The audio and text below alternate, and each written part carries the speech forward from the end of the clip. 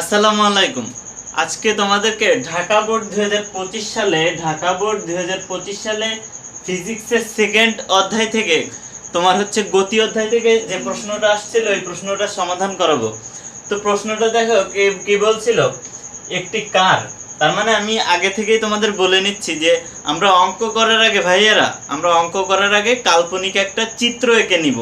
যদি আমরা ভাইয়ারা কাল্পনিক চিত্র এঁকে নিতে পারি তাহলে আমাদের অঙ্কটা করা একেবারে ইজি হয়ে যাবে। তো চলো আমরা আগে উদ্দীপকটা পড়ে একটা কাল্পনিক চিত্র আঁকবো। ঠিক আছে, ওকে চলো। একটি কার, ঠিক আছে। এটা ধরো একটা কার, ঠিক আছে। 2.5 মিটার পার সেকেন্ড সমত্বরণে স্থির অবস্থান থেকে যাত্রা শুরু করলো। ওকে। এবং অন্য আরেকটি কার একই সময়ে প্রথম কারটির 50 মিটার পিছন থেকে 63 কিলোমিটার পার আওয়ার বেগে যাত্রা শুরু করলো। এটা হচ্ছে সমবেগে, 63 কিলোমিটার পার আওয়ার সমবেগে যাত্রা শুরু করলো। এখন বলছে যাত্রা শুরুর কত সময় পর কার দুটির বেগ একই হবে এবং যাত্রাপথে একবারের অধিক তারা একে অপরকে অতিক্রম করবে কিনা। ওকে, তাহলে আমরা আগে আমাদের কাল্পনিক যে চিত্রটা ওইটা এঁকে নিব। ধরো একটা কার বলছে, একটা কার 2 মিটার পার সেকেন্ড সমত্বরণে স্থির অবস্থান থেকে যাত্রা শুরু করলো। ধরো যাত্রা শুরু করলো, এই দিকে যাবে, ঠিক আছে। এখন একই সময়ে অন্য আরেকটি কার, ধরো অন্য আরেকটি কার হচ্ছে এই কারটা।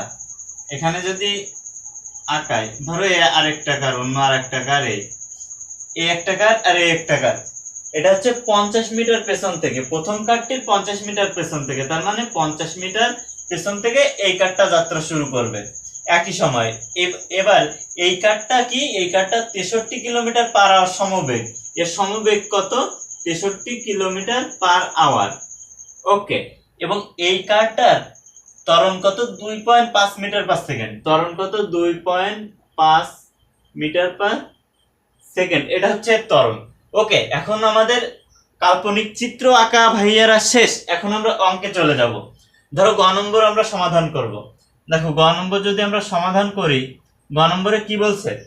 যাত্রা শুরুর কত সময় পর কার দুটির বেগ একই হবে। ভালোভাবে বুঝবা।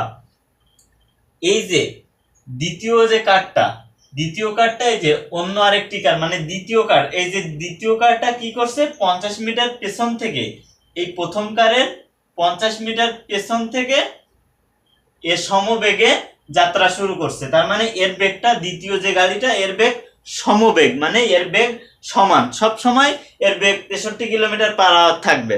কিন্তু এই দেখো প্রথম যে কারটা, এর হচ্ছে সমত্বরণ 2.5 মিটার পার সেকেন্ড, মানে এর বেগ আস্তে আস্তে বাড়তে 63 কিলোমিটার আর পার আওয়ার এই যে বেগ, এটা ছাড়িয়ে যাবে। কিন্তু কখন, কোন টাইমে এই 63 কিলোমিটার পার আওয়ার হবে এই প্রথম গাড়িটার বেগ? তাইলে এই যে প্রথম গাড়িটার বেগ যদি এই ত্বরণে চলে 63 কিলোমিটার পার আওয়ার হয়, তাহলে দুইটার বেগ একই হবে।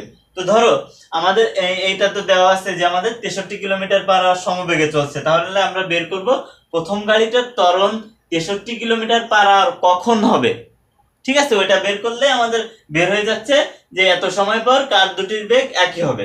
আচ্ছা, তাহলে এখানে দেওয়া আছে, লিখবা কি দেওয়া আছে,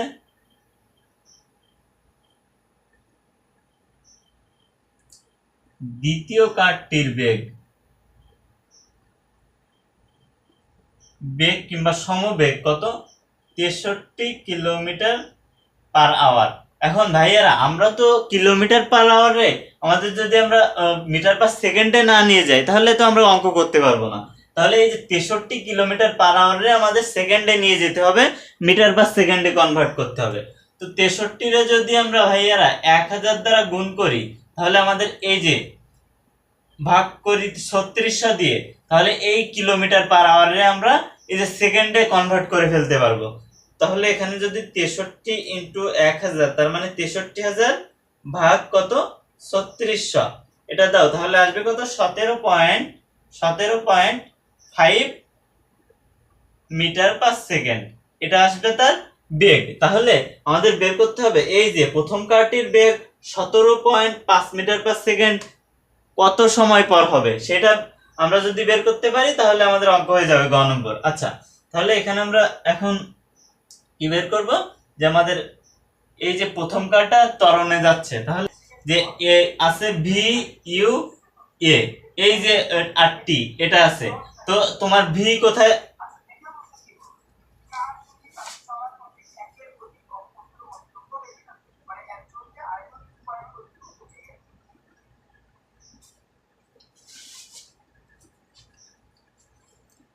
তো এখন যদি এই ভি এর মান কত ভাইয়ারা, ভি কত আমাদের, ভিটা হবে কত, এই যে 63 কিলোমিটার পার আওয়ার, তার মানে 17.5 মিটার পার সেকেন্ড।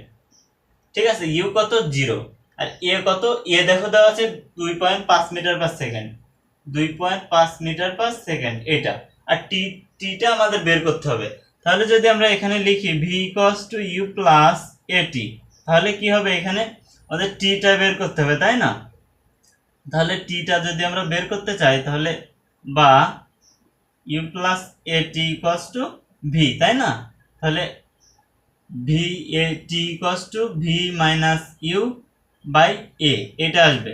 তাহলে ভি কত, 17.5 মাইনাস ইউ 0 বাই এ কত 2.5। ওকে, তাহলে আমরা 17.5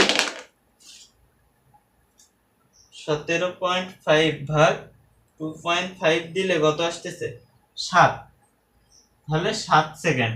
তাহলে আমরা বের করলাম যে 7 সেকেন্ড পর দ্বিতীয় গাড়িটার বেগ কত হবে, দ্বিতীয় গাড়িটার বেগ 63 কিলোমিটার পার আওয়ার কিংবা 17.5 মিটার পার সেকেন্ড হবে।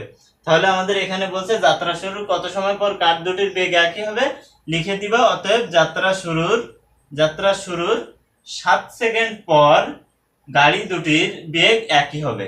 এটা হচ্ছে অ্যান্সার। এখন আমরা ঘ নম্বর করব, একে অপরকে অতিক্রম করবে কিনা সেটা বের করার জন্য আমরা কি করব, ধরো এ একটা গাড়ি, তাই না, এই পর্যন্ত গেছে, ধরো আমরা কি প্রথম গাড়িটা ধরো এই যে এক্স দূরত্বে, ধরো এইখানে গিয়ে তারা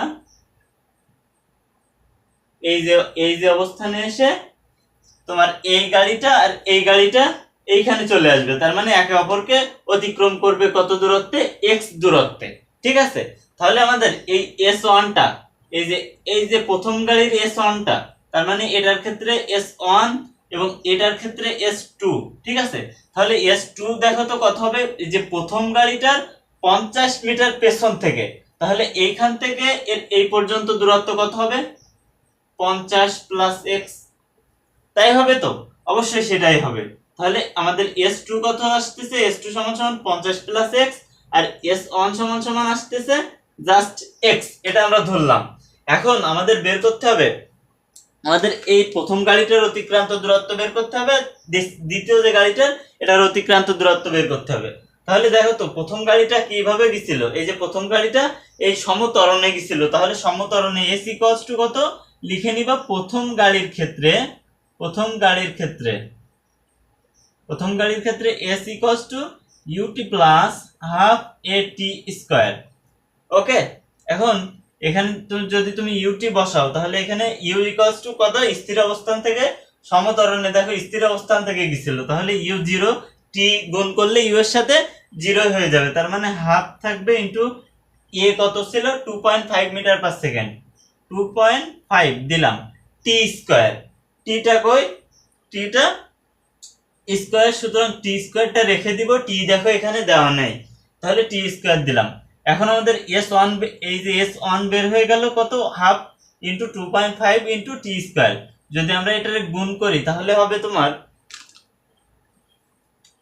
0.5 ইনটু 2.5, তাহলে 1.25 টি স্কয়ার, এটা আসলো S1, তার মানে এই যে S1টা আসলো 1.25। ঠিক আছে, এখন S2 ইকুয়ালস টু কত দেখো তো ভাইয়ারা, যে এই যে 50 মিটার পেছন থেকে সে 63 কিলোমিটার পার আওয়ার, মানে কত, আমরা কিন্তু ক নম্বরে বের করছিলাম, ক নম্বরে আমাদের বের হয়েছিল কত, 63,000 ভাগ 3600, 17.5, আমাদের গ নম্বরে বের হয়েছিল 17 এই যে 63 কিলোমিটার পার আওয়ারে 17 মিটার পার সেকেন্ডে কনভার্ট করে 5 মিটার/সেকেন্ড এটা আসছিল আমাদের সমবেগ। তাহলে এই যে পেছন থেকে সমবেগে গেছে, তাহলে সমবেগের ক্ষেত্রে s2 কত হবে vt, তাই না? তাহলে এই যে ভিটা কত, এই যে 17.5 মিটার/সেকেন্ড বা 63 কিলোমিটার/আওয়ার। কিন্তু এখানে আমরা লিখবো কত, 17.5 মিটার/সেকেন্ড ইনটু এই যে টি থেকে গেল গুণিতক টি। তাহলে s1 বের হলো আর s2 বের হলো। তাহলে আমরা তো এখানে লিখতে পারি প্রশ্ন মতে s1 = s2। তাহলে s1 দেখো তো আমাদের কত ছিল, x, তাই না? তাহলে দেখো এখানে আসবে 1.5t² = 17.5 প্লাস 50, ওই যে 50 মিটার, এই যে 50 মিটার, ঠিক আছে, সেইটাই বসালাম। ওকে, সেটা বসানোর পরে এখন আমাদের এই যে এখানে যদি আমরা বা লিখে এটা দেখো সবগুলো এই পাশে নিয়ে চলে আসবো কিংবা ওই পাশে নিয়ে চলে যাব। 1.5t² মাইনাস এই যে 17.5 এই পাশে নিয়ে চলে আসবো মাইনাস 50 কত হবে 0, তাই না?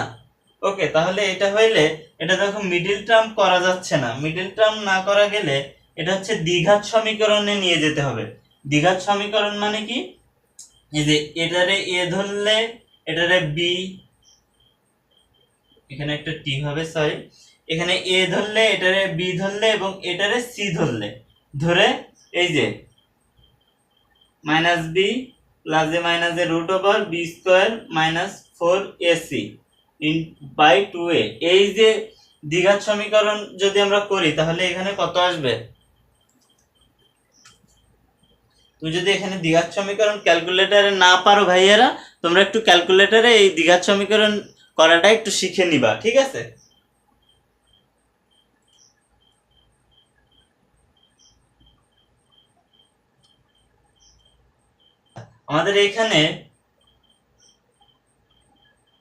আমাদের এইখানে আসবে